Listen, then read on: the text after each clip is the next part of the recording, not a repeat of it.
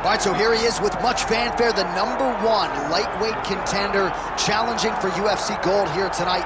Hay is in the barn. He feels like he has put in all the requisite work to realize the dream here tonight. He's been working so hard. When you watch the videos, you can see a guy that will not accept anything less than being super prepared for the biggest opportunity of his career.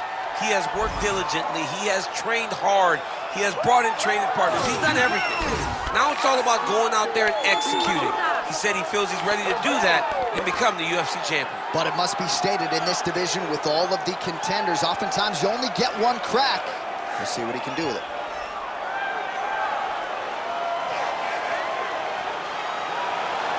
Alvarez. He has graced the octagon with his mind set on one thing tonight, that UFC championship belt.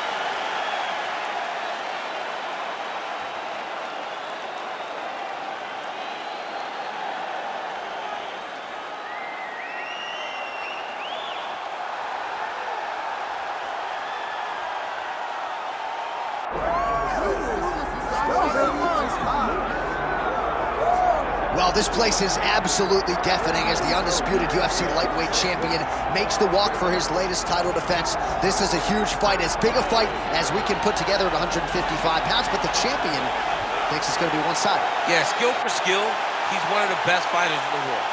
That's why when you look at the pound-for-pound rankings, you always see his name right amongst the top of the guys on the list. He has every skill in mixed martial arts, but I believe it's his mind that separates him from the rest. He has a steel trap of a mind and believes, without a shadow of a doubt, that he's the best fighter in the world. Yeah, he was carrying himself this week like a guy who knew something we didn't. We'll see just how one-sided this fight could be in a matter of moments. Charles Du Bronx Oliveira, ready to reward his supporters once again here tonight. Our tale of the tape for this lightweight championship fight. The veteran voice of the Octagon, Bruce Buffer. Ladies and gentlemen, this is the main event of the evening.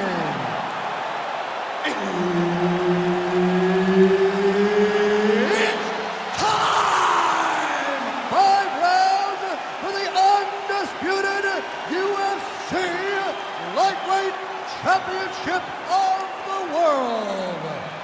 Introducing first, fighting out of the blue corner, presenting the challenger, the Underground King, Eddie Alvarez. And now, introducing the champion, fighting out of the red corner, ladies and gentlemen, presenting the reigning, defending UFC lightweight champion of the world, Charles Du Bronx Oliveira.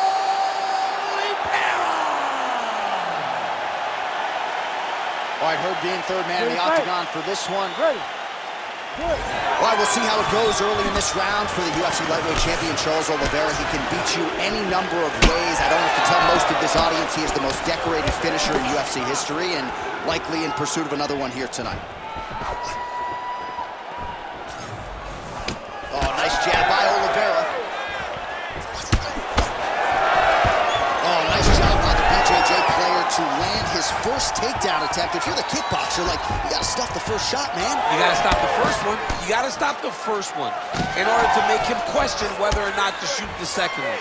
By not stopping it, it will only encourage him to continue down this path. Just out of range with that right hook.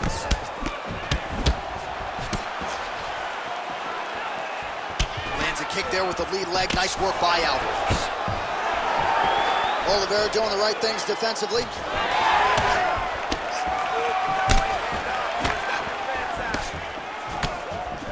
Oh, hook to the head by Alvarez. 3 minutes to go. Massive knee to the body land. Tries to mix in a takedown here.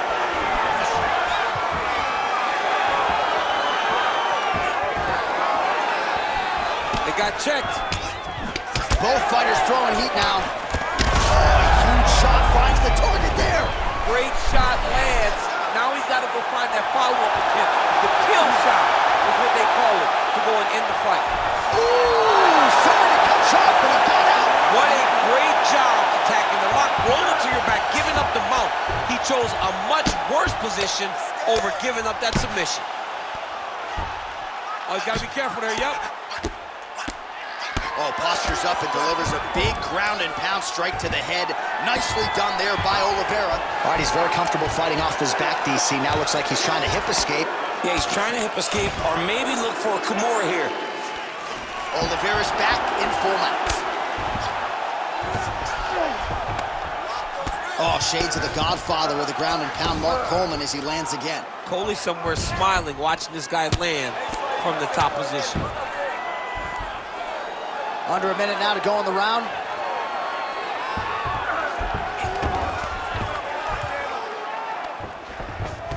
He's got that arm triangle. Watch him pass to the opposite side. It looks real tight. He'll drop his weight to try to finish his technique. Fight IQ on full display there. Recognizing he was losing the sub, elected to keep the dominant position. Oliveira's got the full mount. Final seconds here in round one. Round two next. Sit down. Take this next round back, okay? I just want you to think about striking. That's it. No wrestling, no jiu-jitsu, just striking. You can't handle. All right, let's check out some of the action now from that previous round, and he really kept finding a home for those kicks. Yeah, and why would you change it? If your opponent is not going to check, if he's going to stand there and he's not on his toes and he's stationary, you keep driving those kicks into his thighs, into his body until he makes some sort of adjustment. You ready to fight? You ready?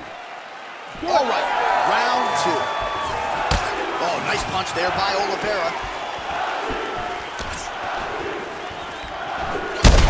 Trying to get the head kick home, and now his opponent in a world of trouble. Such a sneaky head kick. He did not recognize it was coming high, and now he's got him hurt bad.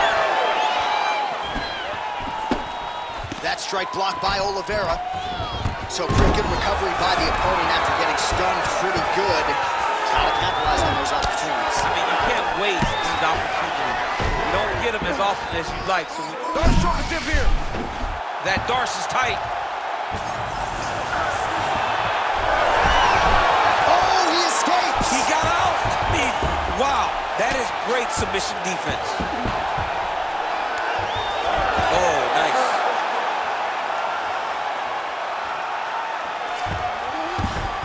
Well, defense doesn't always win championships in MMA, but how about the submission defense tonight, thwarting one attempt after the next? Yeah, and the fact that he's just constantly under attack tells you he was very prepared for the type of fighter that he was in front of.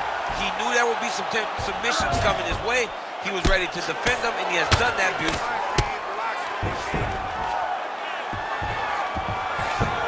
Gonna try to take his opponents back here, and he does. Alvarez getting absolutely worked from the top here on the wrong end of nearly all of these ground and pound strikes.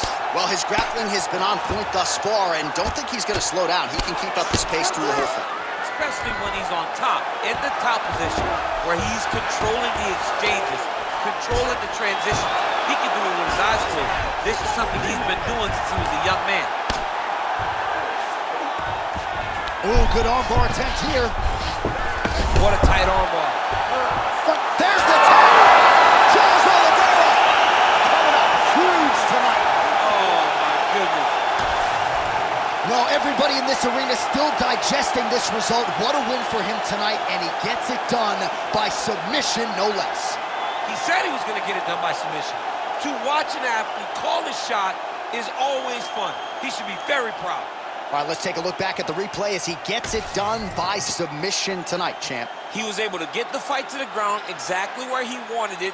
Eventually, his opponent gave him an opportunity to get a submission. He did that, and he should be very proud of the work he did tonight in the octagon. We sent it inside the octagon to Bruce Buffer for the official decision. Ladies and gentlemen, referee Herb Dean has called a stop to this contest at 3 minutes, 15 seconds of round number 2. Declaring the winner by tap out due to an armbar, and still the undisputed UFC lightweight champion of the world, Charles the Bronx Oliveira.